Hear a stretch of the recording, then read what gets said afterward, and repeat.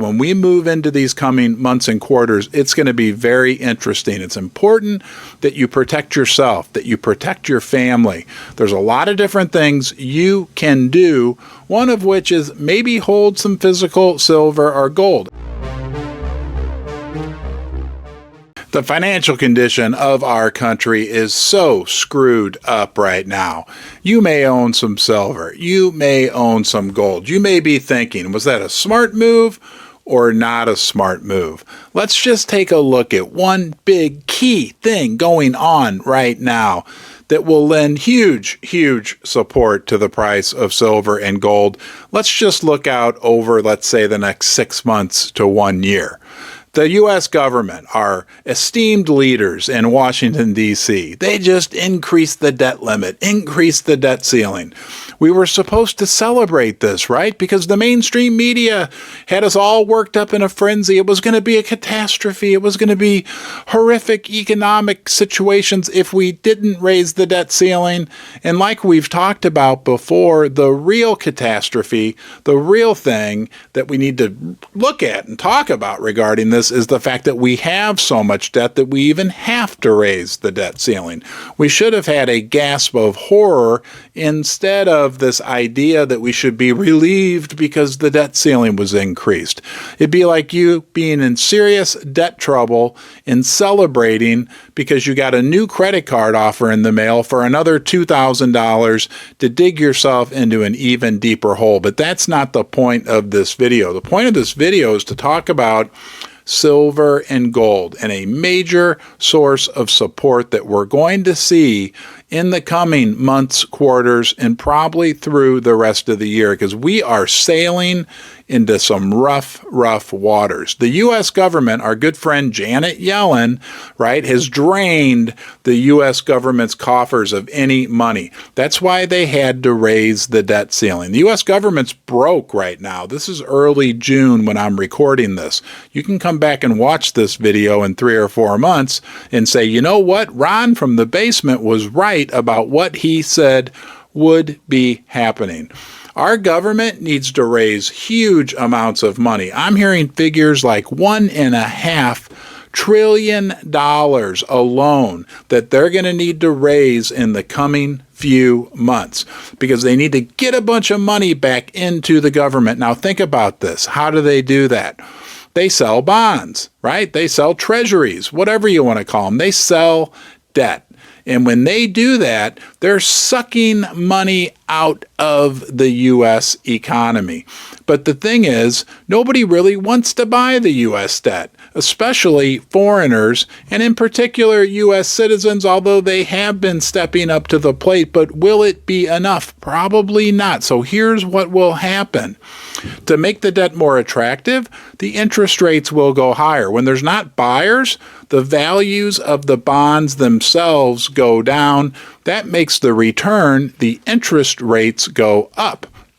But think about this big key point. If the value of bonds goes down even further, that will cause even more stress on the banking system, where we know there are big troubles boiling under the surface. Are they going to let that happen? That'll be interesting to see, and to see how that plays out, because that could alone be catastrophic for the U.S. economy.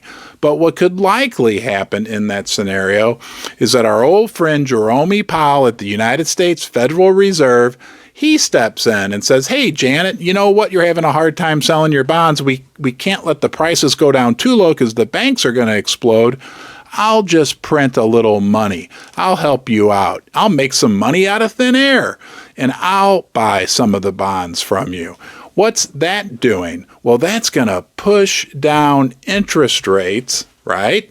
That's also further diluting the currency, which is pushing up inflation. So now we're in a situation where inflation, which the Fed is supposed to be fighting, is going up.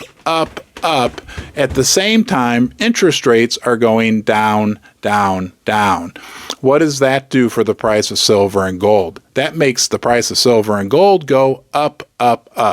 Those are negative real interest rates. When the inflation rate is much higher than the prevailing interest rate, we're in a negative interest rate environment, negative real interest rate environment. And that is one of the most fertile environments for the price of silver and the price of gold. Can you see that we're heading into a period which is very conducive to the price of silver and gold? A confluence of factors coming together. Look, they don't want another banking crisis, or they don't want it to get much worse.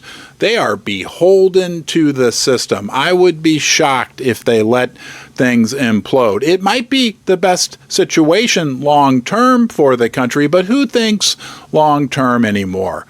What we'll most likely see is printing by the Fed to keep interest rates down. But what is that doing? That's doing two things, which are good for the price of silver and gold. Number one, that's diluting the currency, right?